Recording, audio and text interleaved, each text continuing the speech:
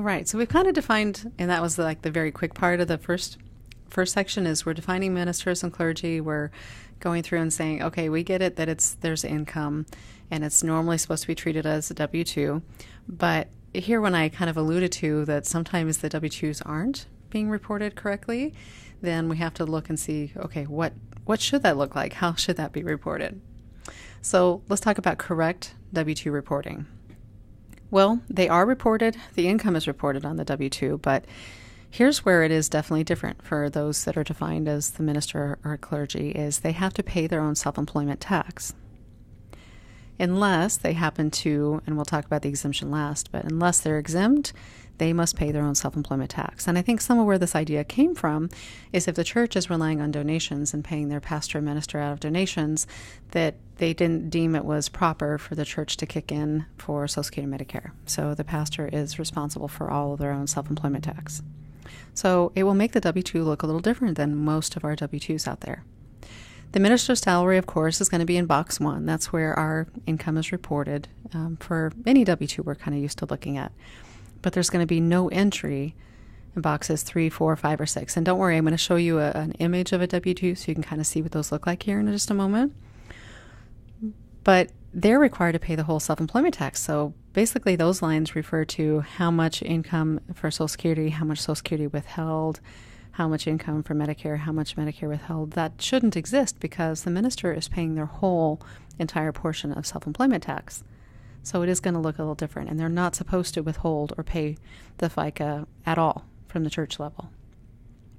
Box 2 is allowed. It's voluntary, though. It's not required, so it's up to that pastor, that minister, to say, yeah, I want to have federal withholding taken out of my pay or not. That's a voluntary one. So if you see something in that box, it's not necessarily a worry, but you should not see anything in those other boxes that relate to Social Security and Medicare amounts. The way they voluntarily withhold it is right from their Form W-4. They're going to claim whatever it is they want to withhold, and then the church can go ahead and take out for federal withholding and state if they're in a state that they want to do that for as well. So what happens if the church incorrectly reports FICA? And this is where it sometimes gets a little difficult working with a lot of churches. You're dealing with volunteers. You're dealing with sometimes let's say a church treasurer that's just done it this way forever is the common thing. But what is supposed to be done? You're supposed to have the church issue an amended W-2, and then you can credit any incorrect withholdings to the federal box.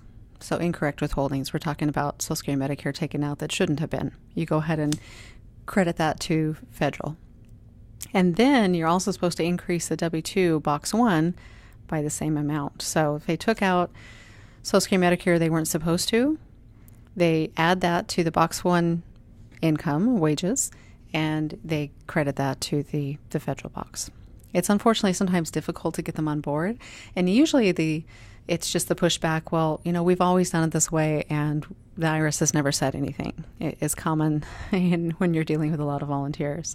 So you may be in a situation that's what you need to do. They're supposed to amend the W-2, but they won't. So what do you do if you're on that side of it and go, well, I can't get them to change it. Here I know it's incorrect, and I'm dealing with the tax return for the pastor. Okay, go ahead and include that amount on the Form 1040, line 7. That's where wages are reported, so you have to add that in, just the same as if it was being added in properly to the W-2. And you're going to make sure and just include that in the self-employment calculation. So you have to do a little bit of a roundabout way of making sure it's correct on the return. As long as you do that, then they're going to be in the clear, but the preferred way would be, certainly the best way is to have them do it right. If it's not right, have them correct it. And if they won't correct it, then make sure that it's on the 1040. So just to kind of go back over that correct W-2 reporting, we have other things that can affect it as well, certainly. Just as a little side note, and when we're talking about the other screen, when we're talking about fixing it, and that's one of the things I promised is as we're going along, and I'm going to tell you where things go. If you want some matching consistency, you might also consider line 21. So let's say you want the wages in line 7 to match the W-2. That's an alternative. Just the way I'm putting it on here, the instructions tell you to put it on the Form 1040 line 7, but if you're looking for matching consistency, you could also do line 21, which is used for like other income. So that's just a secondary thought as to how you could do that. As we're continuing on with correct information, we have to think, okay, there's a few things that sometimes get added in as well. So real, true, correct W-2 reporting, box 1, which is like the total wage amount there, you have to make sure and add into that box 1 if there's expense or car allowance and reimbursements. And this is if it's a non-accountable plan. We're going to talk about those later on and the benefits of those. So if it's a non-accountable plan, they're just getting a car allowance.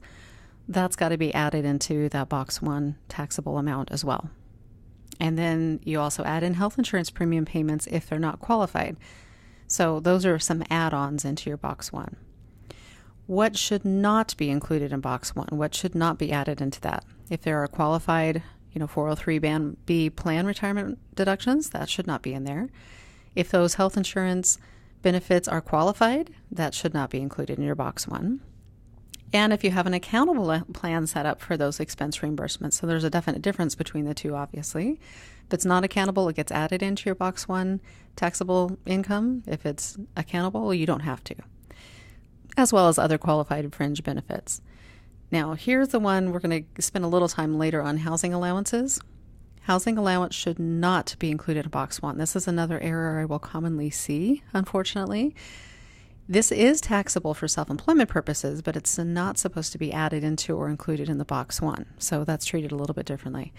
The churches will sometimes go, well, okay, we know we have to do something with this, and they don't know what to do with it, and they'll add it into their taxable earnings, which is incorrect. So what does that W-2 look like? And this was an older one, of course. I don't have the 2018 or later certainly copies on here, but so you know what it looks like. Okay, box 1, we're talking about that wages, tips, or other compensation area. That's going to be, pretty, I guess, self-explanatory. Their salary, that's certainly included in there. And if they've incorrectly taken any, Social Security, Medicare that they've put in, and this is like their matching share, you're going to add that in there, or any auto or expense allowance if it's a non-accountable plan. So these are like the add-ons. That's going to be included in box 1. You may or may not have an entry in box 2, and that's okay. If they are doing voluntary withholding, they're wishing it to come out, then yes, you'll have something in box 2, but don't worry if there is or isn't in this box. But here's where I'm saying no entry in 3, 4, 5, or 6. That's talking about Social Security wages, Social Security tax withheld, Medicare wages, and Medicare tax withheld. So you should not see anything at all in those boxes if it's being done correctly. And if it is that the church, again, has kicked in some matching share of Fica, that gets added into their box 1. The portion that's withheld from the pastor or the minister gets added into box 2, so they still get credit for it that way. Now, what about like FYI stuff? They have housing allowance or some sort of retirement or additional information. Here's where they would put the housing allowance information. It's just box 14. It's just an FYI. It's not supposed to be added into any of those other boxes there. It's also possible you might have an optional voluntary withholding for the state.